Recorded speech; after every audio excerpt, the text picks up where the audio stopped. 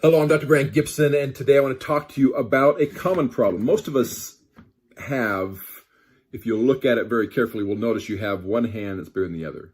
If you look in the mirror, you'll notice that one of your eyes is bigger than the other. The idea, the body is not symmetric. If you divide your face completely in half, you divide your body completely in half, you're not symmetric in any respects. That's also the case in the lower extremity.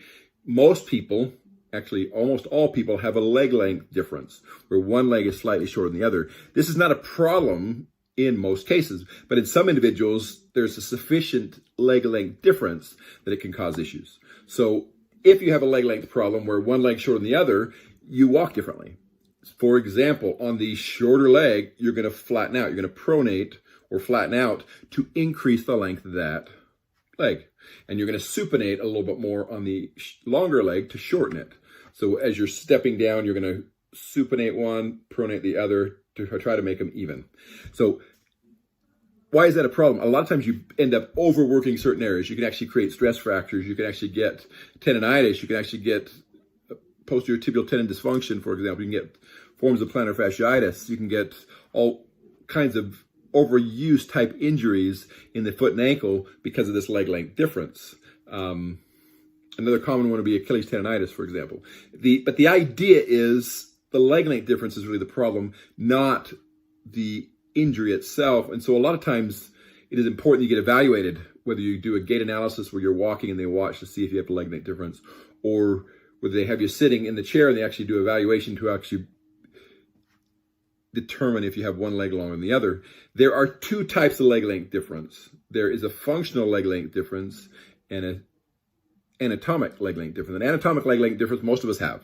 An anatomic means that if you were to measure the bones, they're a little bit different. Most of the time, they're pretty close. Functional means that when you walk or run or do some of your activities, it's functioning like it's even shorter sometimes than it is anatomically.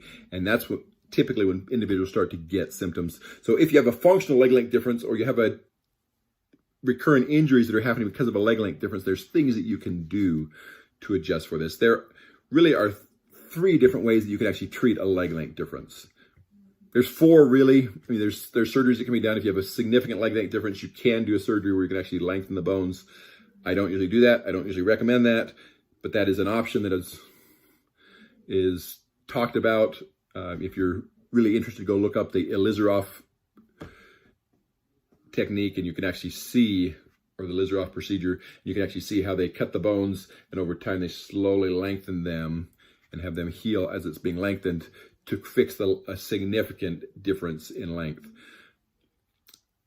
That being said, leg length difference, typically the way we're going to treat it, you can treat it with a simple lift, a heel lift. So you can put it up to about a half an inch inside the shoe, and you can actually do a leg length lift or leg length treatment with a heel lift on the shorter leg inside the shoe. If it's a significant difference, sometimes you'll need to put it on the outside of the shoe. If it's more than half an inch, typically it's going to have to be on the outside of the shoe. But you can treat it just by adjusting for the leg length difference in the shoe. Number two, some individuals, by putting them in a custom orthotic and a custom insert that's designed just for their feet, will change the way they walk enough that the leg length difference no longer is a problem. Basically, what we're doing is we're eliminating the functional leg length difference, and even though they have an anatomic leg length difference, it's not enough to cause any of the symptoms, and it resolves the problem. And the third option is a combination where you actually do a custom orthotic, but you find that the custom orthotic is still not doing enough. You can actually add a little bit of a lift to the orthotic as well. So if you have a leg length difference, or if you find that you're having recurrent injury, recurrent problems in a single foot or a single ankle, there's a possibility that you have a leg length difference and you're overworking that foot or ankle for that reason. So it should be evaluated. You should be determined if you have a leg length difference. And then you say, okay, what are my options as treating it? Do I treat it with a heel lift or a lift on my shoe? Do I treat it with custom orthotic, or do I do a combination of a custom orthotic with a lift to truly fix the problem? This is Dr. Brandt Gibson, and this is your Podiatry Tips Day 76.